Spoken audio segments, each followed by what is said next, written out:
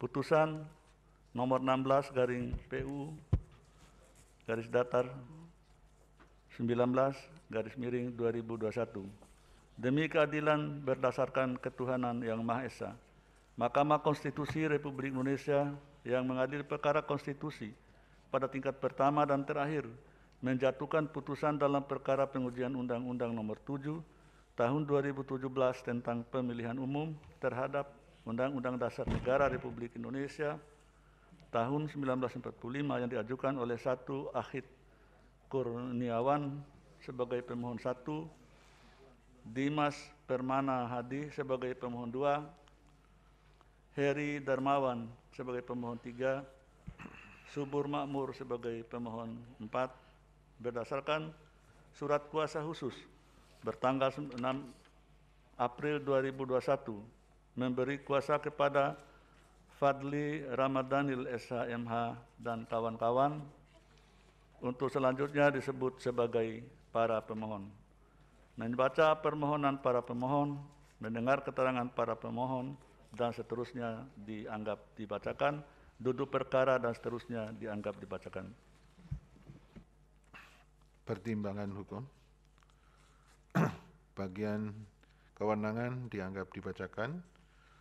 Kedudukan hukum 3.5 menimbang bahwa berdasarkan uraian ketentuan pasal 51 ayat 1 Undang-Undang MK dan syarat-syarat kerugian hak dan atau kewenangan konstitusional sebagaimana diuraikan pada paragraf 3.3 dan paragraf 3.4, selanjutnya Mahkamah akan mempertimbangkan kedudukan hukum para pemohon sebagai berikut. 1, 2, 3 dianggap dibacakan. 4, bahwa dalam menguraikan ada tidaknya kerugian dan hak atau kewenangan konstitusional yang diberikan oleh Undang-Undang Dasar 1945 yang diakibatkan oleh berlakunya undang-undang yang dimohonkan pengujian, para pemohon menyampaikan alasan yang pada pokoknya sebagai berikut.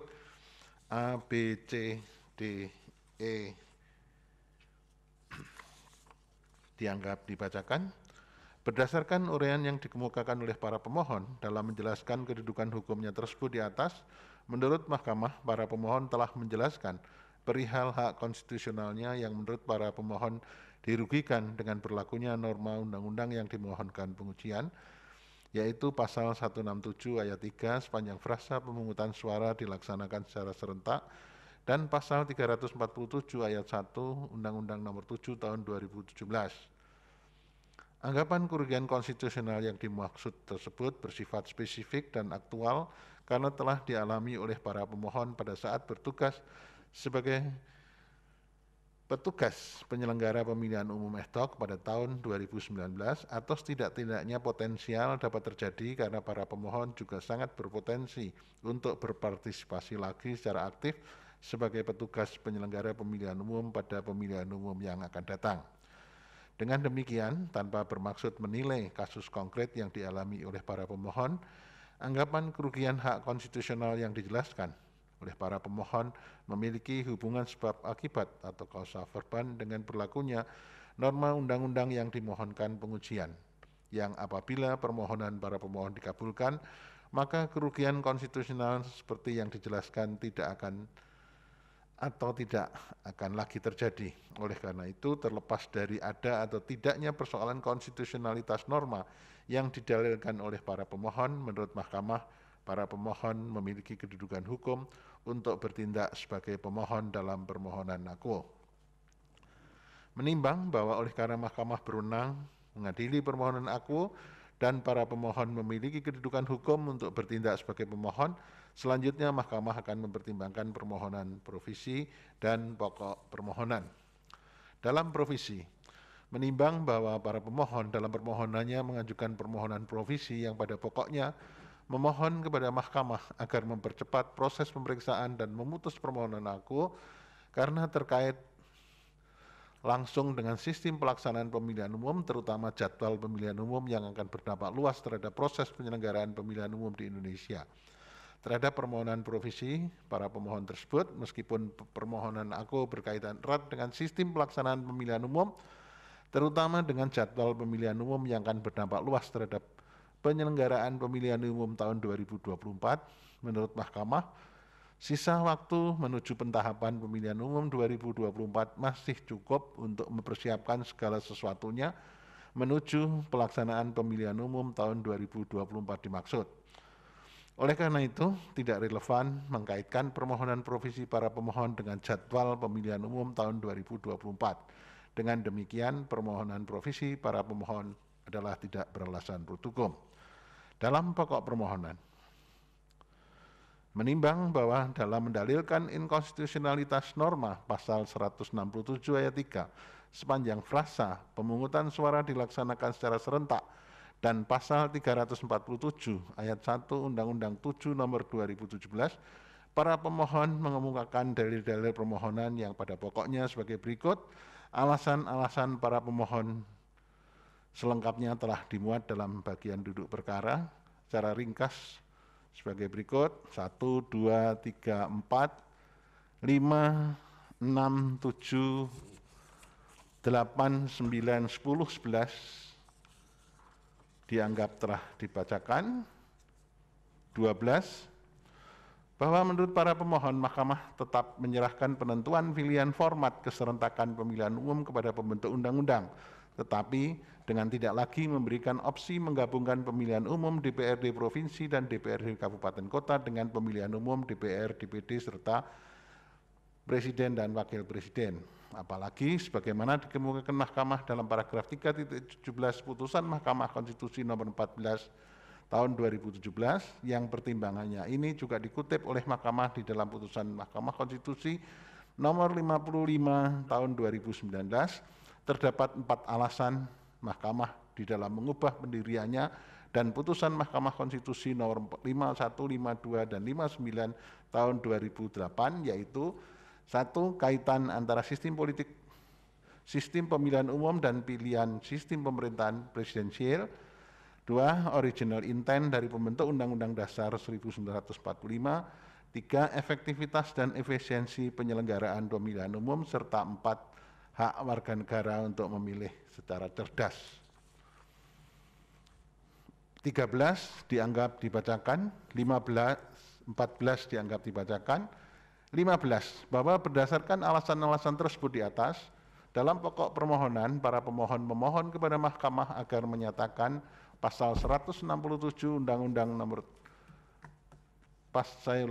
Mahkamah agar menyatakan pasal 167 ayat 3 Undang-Undang 7 nomor 2017 sepanjang frasa pemungutan suara dilaksanakan secara serentak bertentangan dengan Undang-Undang Dasar 1945 dan tidak memiliki kekuatan hukum mengikat sepanjang tidak dimaknai pemungutan suara dilaksanakan secara serentak untuk memilih DPR, DPD, Presiden dan Wakil Presiden dengan tidak menggabungkan pemilihan DPRD Provinsi, DPRD Kabupaten Kota dengan pemilihan DPR, DPD, Presiden dan Wakil Presiden, dan menyatakan pasal 347 ayat 1 Undang-Undang 7 2017 pemungutan suara pemilihan umum diselenggarakan secara serentak bertentangan dengan Undang-Undang Dasar 1945 dan tidak memiliki kekuatan hukum mengikat sepanjang tidak dimaknai pemungutan suara dilaksanakan secara serentak untuk memilih DPR, DPD, Presiden dan Wakil Presiden dengan tidak menggabungkan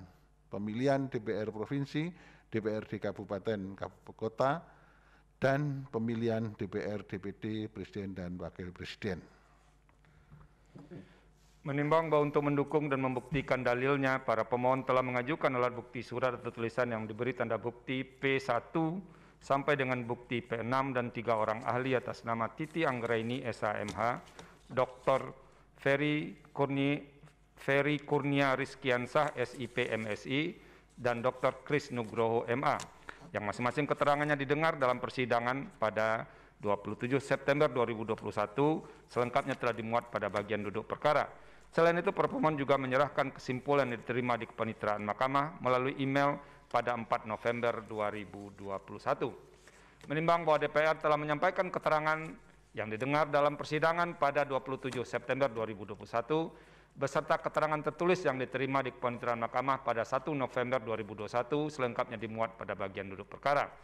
Menimbang bahwa Presiden telah menyampaikan keterangan yang didengar dalam persidangan 7 September 2021 yang keterangan tertulis diterima di kepaniteraan Mahkamah pada 15 September 2021, serta keterangan tambahan yang diterima kepaniteraan pada 21 Oktober 2021, selengkapnya dimuat pada bagian duduk perkara. Selain itu, Presiden juga menyerahkan kesimpulan yang diterima di kepaniteraan Mahkamah pada 4 November 2021.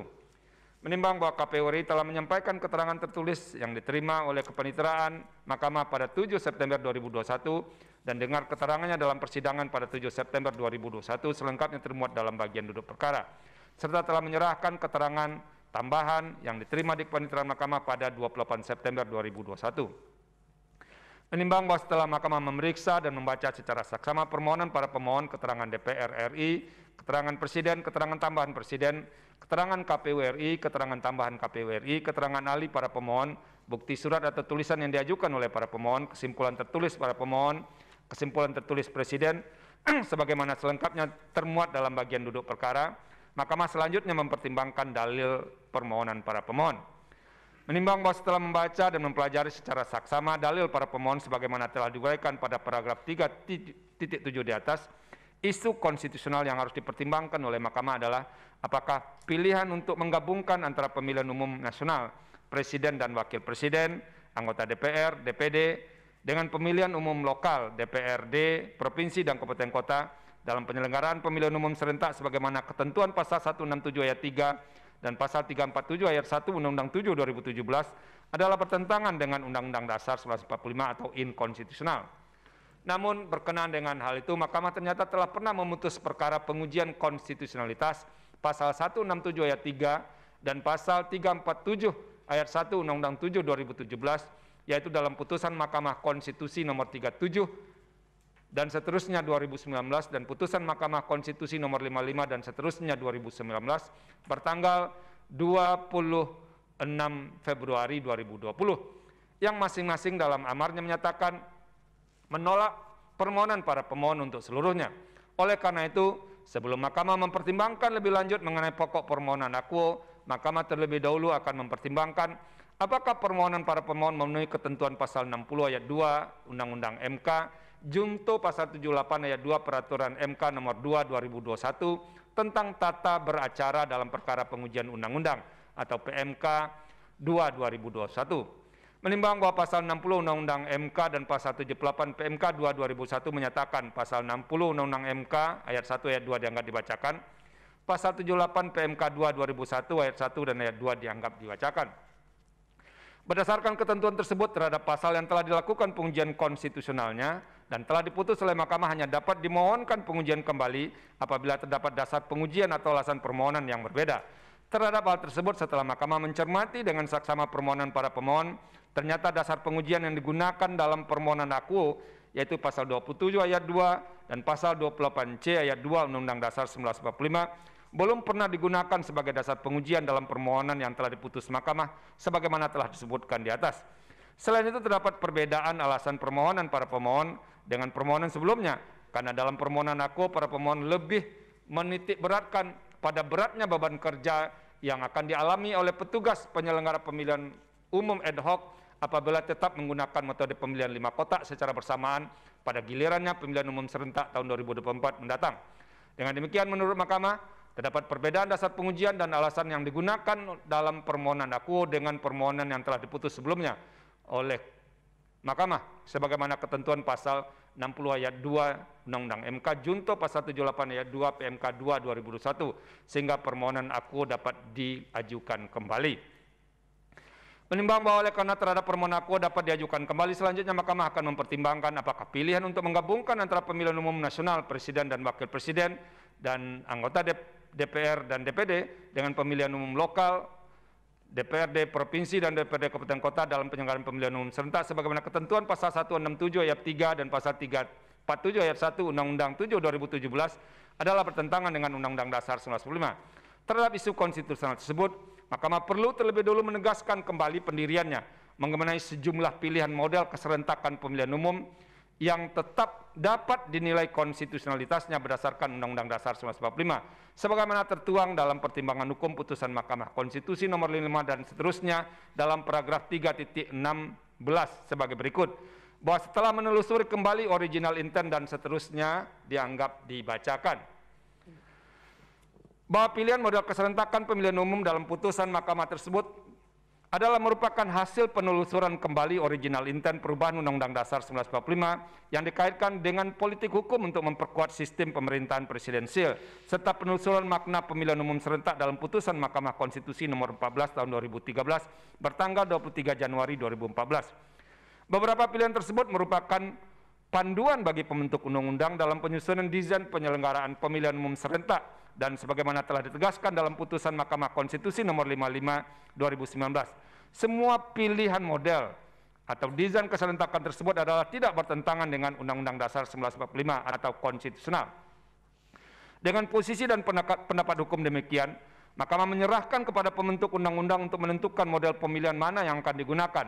Selain itu, Mahkamah juga telah menegaskan setidaknya terdapat 5 hal yang harus dipertimbangkan oleh pembentuk undang-undang dalam memutuskan pilihan model atas keserentakan penyelenggaraan pemilihan umum.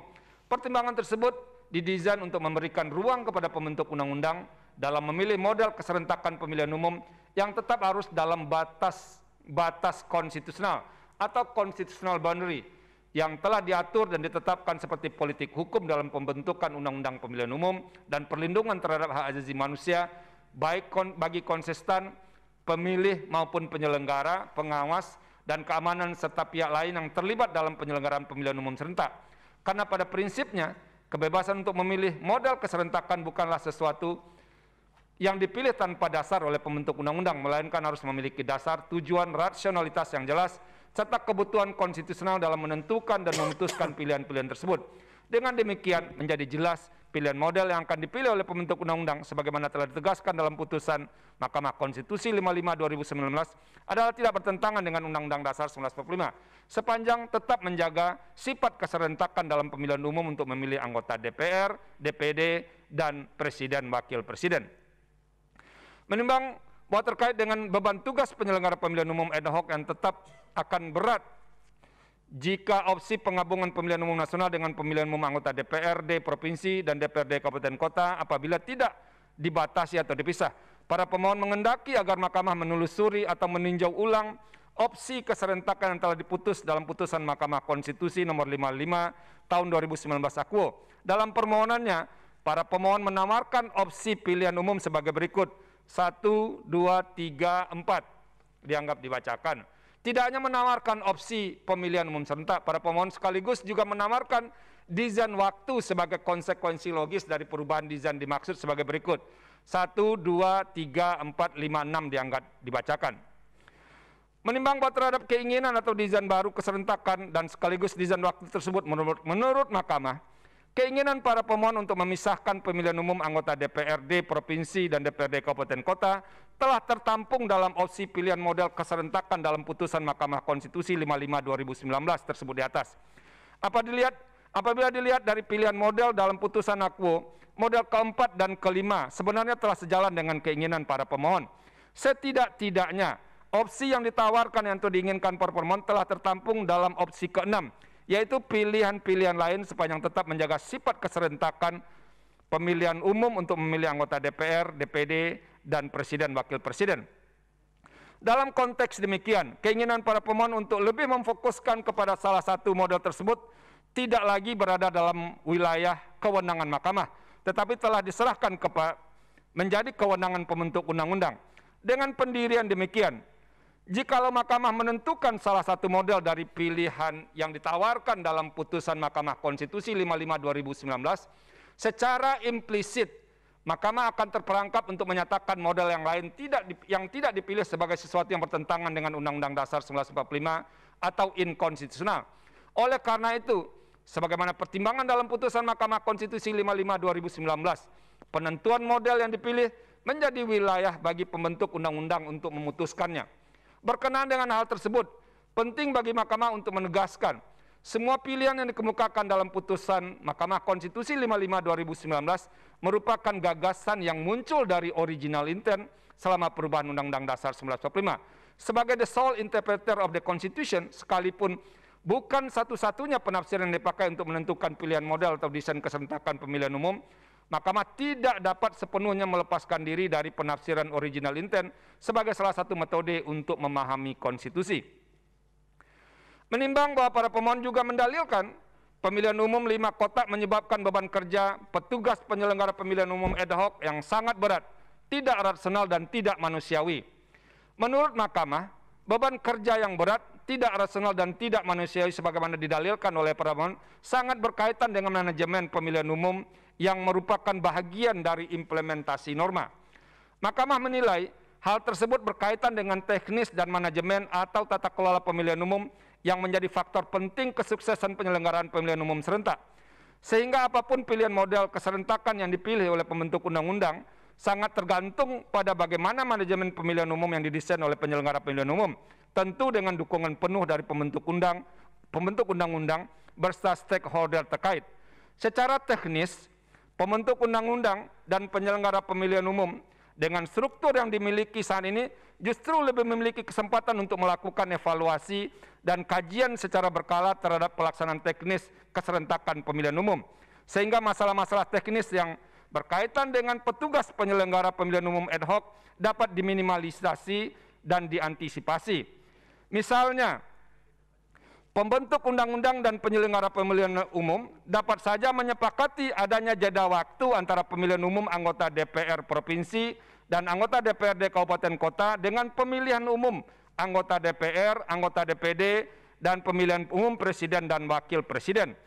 Atau desain teknis lainnya yang dapat mengurangi beban petugas penyelenggaraan pemilihan umum ad hoc sebagaimana didalilkan oleh para pemohon.